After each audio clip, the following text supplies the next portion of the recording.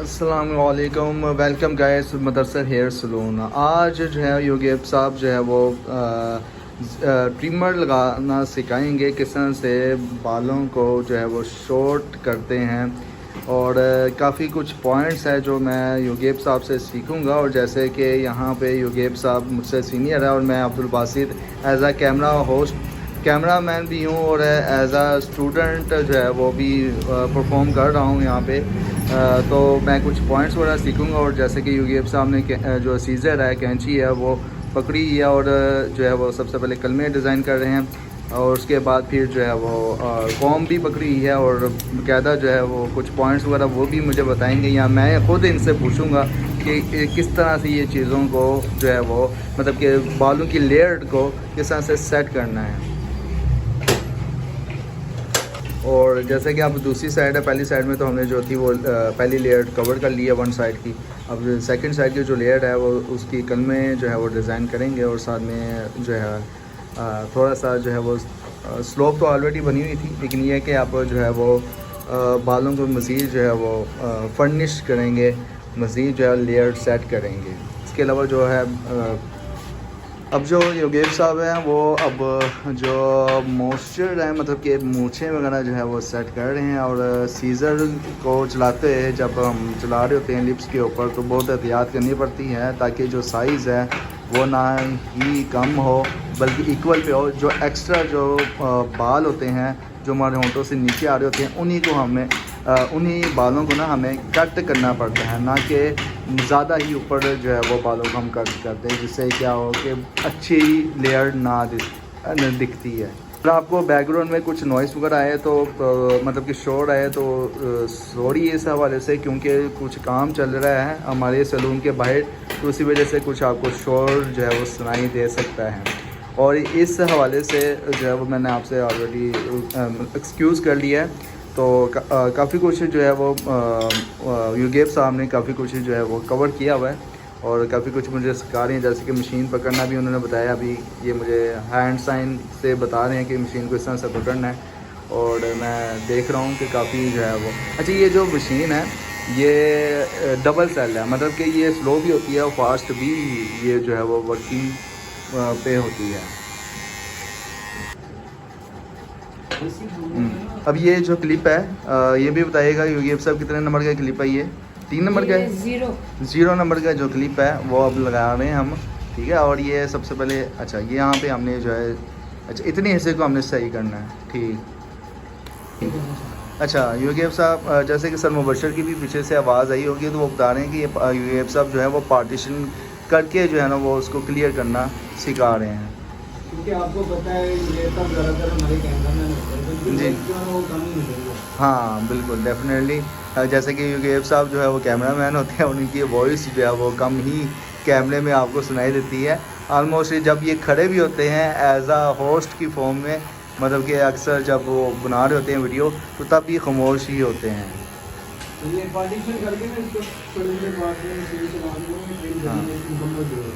इस मतलब आप जो हाँ तो व्यूअर्स आप देख सकते हैं कि जैसे कि बहुत खूबसूरत जो है ना वो योगेब साहब कटिंग कर रहे हैं, मतलब कि पार्टीशनों में डिवाइड करके जो है वो ज़ीरो ट्रिमर लगा के जो है मुकम्मल जो है वो ख़त्म कर रहे हैं बियर्ड को। और जैसे कि आपको पता है कि बीच में जो है वो ब्रश लगाना भी ज़रूरी होता है ताकि क्लीनर हो हेयर्स की, ठीक है। तो व्यूअर्स आप जैसे कि देख सकते हैं कि वन साइड जो है वो मुकम्मल हो चुकी है हुई है। अब सेकंड जो साइड है वो भी अब योगेब साहब जो है वो बता रहे हैं कि किस तरह से जो है वो क्लियर करनी है।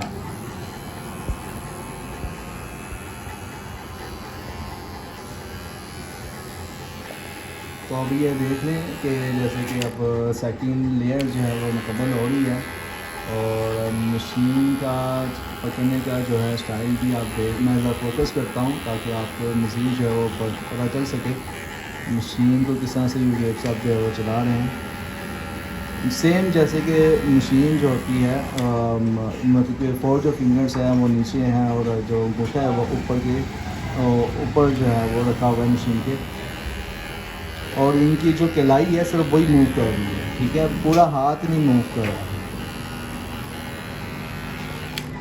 तो व्यूअर्स अब ये जो है ये सब जो रह गया है थोड़ा सा, अब इसको जो है यूगेप से आप क्लियर करना सिखाएंगे सेंटर से।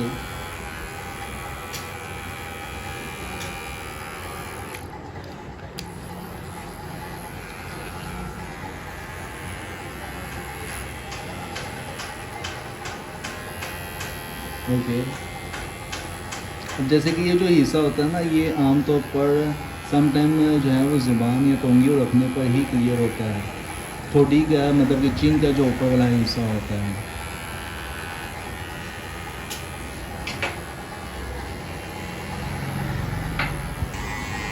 अब ये जो है फाइनल जो टच है, ये सब जो है फाइनल टच है, सॉरी मैं कह रहा हूँ।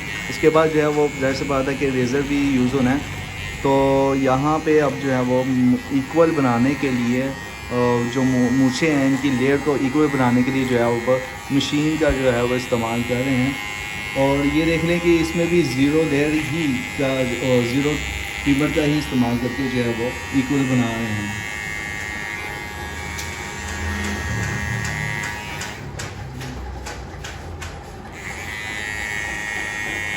और ये आपको पता है जैसे कि जो सैलून का काम करते हैं, कटिंग का काम करते हैं, तो फेस में अक्सर जो है वो कस्टमर के फेस में अक्सर बाल आते हैं, तो उनको भी क्लियर करना ज़रूरी होता है।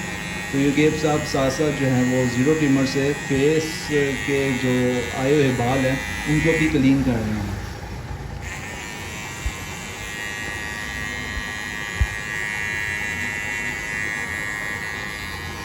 अक्सर कस्टमर के फेस पे तो बाल आते हैं, लेकिन जैसा कि कानों में भी बाल आते हैं। तो ये देखें कि अब यूगेप साहब जो है ना ज़ीरो ट्रिमर से ही अब कान में जो आए हुए बाल हैं उनको भी क्लीन कर रहे हैं। अब आपको पता है कि जैसे कि धागा जो है वो कान में तो नहीं लग सकता, लेकिन फेस में लग जाता है जहाँ पे फालतू बाल होते हैं। लेकिन ज़ीरो जो ट्रिमर है वो बेस्ट होता है कानों के लिए।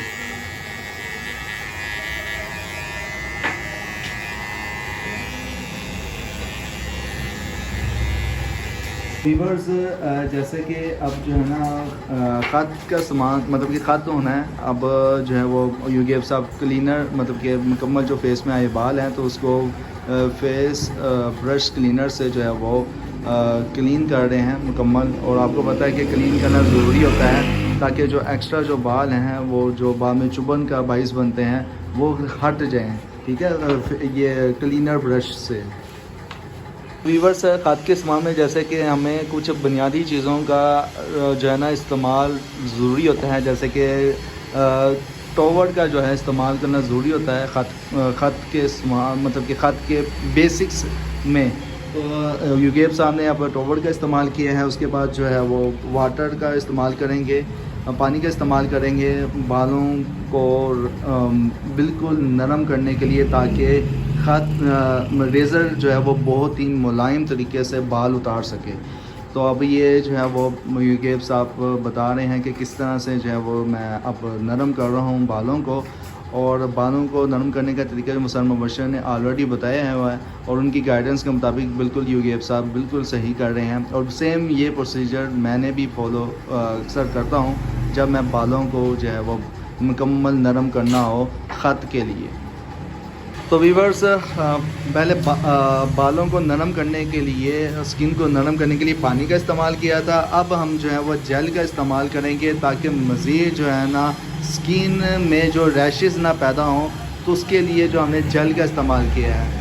तो जेल का इस्तेमाल करना यही होता है कि ताकि रैशेस या अक्सर जो होता है ब्लेड का इस्तेमाल करने के बाद जो है वो स्किन जो है वो रेड हो जाती है या ख़ारिश का बाइस बनती है, ख़ारिश पैदा हो जाती है स्किन में। तो उससे बचाने के लिए हमने जेल का इस्तेमाल किया है ताकि मज़ीद जो है वो स्किन जो है वो नरम हो बालों को रिमूव करने के लिए जब हम रेज़र इस्तेमाल करेंगे। कि रेज़र का इस्तेमाल भी होता है और रेज़र का इस्तेमाल करने से पहले उसको जो है क्लीन करना भी ज़रूरी होता है। तो यूगेप साहब जो है वो पहले क्लीन कर रहे हैं, ठीक है। क्लीन करने के बाद फिर इसमें ना रेज़र जो है वो इस्तेमाल करेंगे। और रेज़र जो है वो ऑलरेडी जो है वो इसमें पड़े हैं। तो यूगेप साहब बता रहे हैं कि इसमें से मैं निकालूंगा और दोनों साइड को बराबर जो है वो इक्वल जो है वो तोड़ना भी सिखाएंगे। और जैसे कि ट्रीट का जो है वो रेज़र यूज़ हो रहा है इस वक्त, ठीक है। तो इस तरह से रेज़र को तोड़ना चाहिए ताकि दोनों साइड इक्वल टूटे और फिर इजीली जो है वो रेज़र के अंदर, मतलब कि वन साइड ये जो कार्टिज रेज़र है इसमें बैठ सके ये ब्लेड।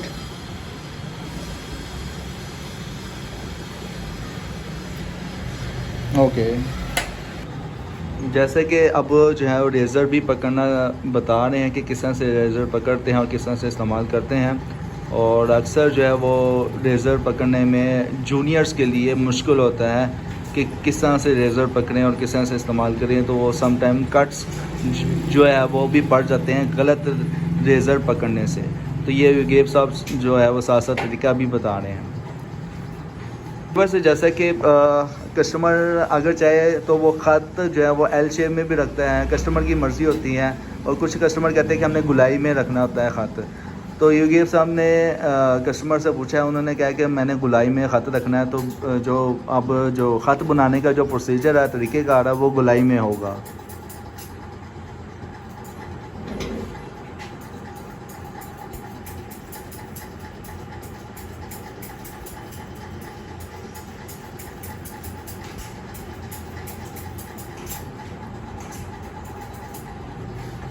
तो व्यूअर्स आप देख सकते हैं कि जो है ना वन साइड जो है वो हो रही है, रेज़र इस्तेमाल हो रहा है ख़त बनाने, ख़त जो है वो हो रहा है वन साइड का।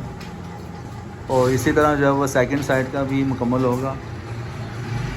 और मैं इसको थोड़ा सा जूम कर लेता हूँ ताकि आपको क्लीन जो है वो नज़र आए।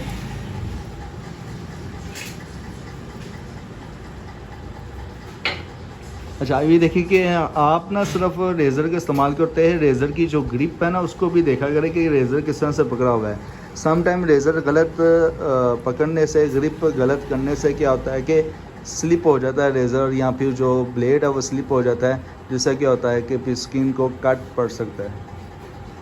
तो ये देखें कि सम टाइम जो होता है ना, ये थिकनेस इतनी होती है, मतलब कि जो है ना वो इस चीज़ को क्लियर करने के लिए जो ठोडी से हमारे ऊपर वाला होता है, तो सम टाइम यहाँ पे ना ज़ुबान रखवाई जाती है कस्टमर से कहकर, ताकि इजीली जो है वो ब्लेड जो है वो इस्तेमाल किया जा सके।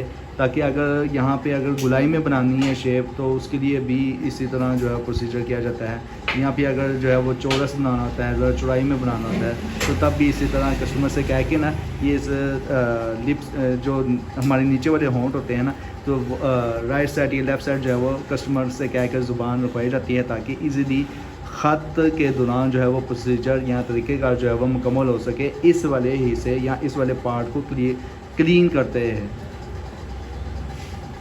ओके, तो मैंने मज़ीद जूम कर लिया है। और ये गर्दन के जो ये पार्ट्स होते हैं, इनको भी बहुत एहतियात से जो है वो ख़त के दौरान कवर करना ज़रूरी होता है, क्योंकि यहाँ पे जो लोअर जो पार्ट होते हैं, गर्दन के नीचे वाले जो पार्ट होते हैं ख़त के दौरान, इनको कवर करना जो होता है वो सम टाइम जूनियर्स के लिए बहुत ही मुश्किल होता है। तो जैसे कि मैं जूनियर हूँ और युगेब साहब जो है वो सीनियर हैं, तो मेरे लिए थोड़ा सा मुश्किल होता है कि किस तरह से इस वाले हिस्से में जो है वो रेज़र इस्तेमाल किया जाए।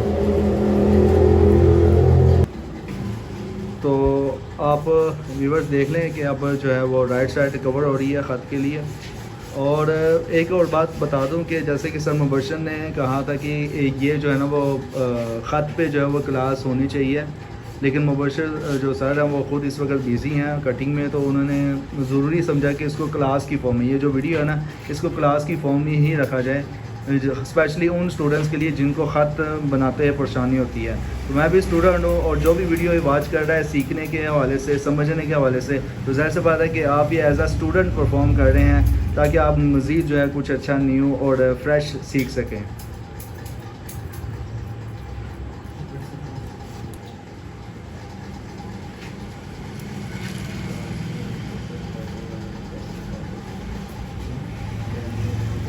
अच्छा, कुछ ऐसी चीज़ें होती हैं जैसे कि बराबर की चीज़ें जो होती हैं ना, ख़त बनाते हैं वन साइड और सेकंड साइड जो होती है फेस की, उसको इक्वल बनाना भी एक जो है वो कारीगरी होती है। हेयर जो है हेयर सलून का काम करता है, क्योंकि ये जो चीज़ होती है ना अक्सर कस्टमर भी नोट कर लेता है कि भाई वन साइड जो है वो इक्वल हो रही है, जो सेकंड साइड वो इक्वल नहीं हो रही। तो ये जो चीज़ होती है ना कस्टमर की नज़र में समटाइम जो है वो कुछ और दिख रहा होता है। लेकिन हमें कस्टमर को सेटिस्फाई करना ज़रूरी होता है, तो लिहाजा हमें उन चीज़ों को भी देखते हैं ना, बराबर चीज़ें रखनी पड़ती हैं दोनों फेस की।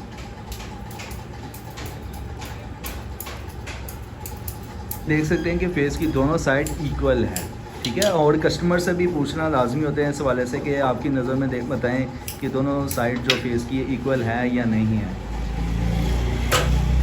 व्यूअर्स, ये थी हमारी आज ख़त की क्लास जो कि युगेब साहब ने दी थी, और जैसे कि मुबशर साहब इस वक्त बिज़ी हैं तो डेली बेसिस पे वीडियो बनाना हमारे लिए लाजमी है, ताकि हमारे जो स्टूडेंट्स हैं, ख़ास तौर पर सर मुबशर साहब के मदरसे यसलून 2 चैनल से जो वाबस्ता जो लोग हैं, सब्सक्राइबर हैं, उनके लिए बावक़्त वीडियो पहुंच सके, तो ज़रूरी समझा सर मुबशर ने कि वीडियो लाजमी बनाई जाए। अगरचे उनका जो स्टूडेंट है युगेब साहब, उनके जो है वो ज़रिए से ही कोई एक फ़्रेश जो है वीडियो लाजमी बनाई जाए, ताकि, और हमें कमेंट्स भी आए थे कि ख़त पे और शेप पे आपकी वीडियो नहीं आ रही तो वीडियो लाजमी बनाएँ।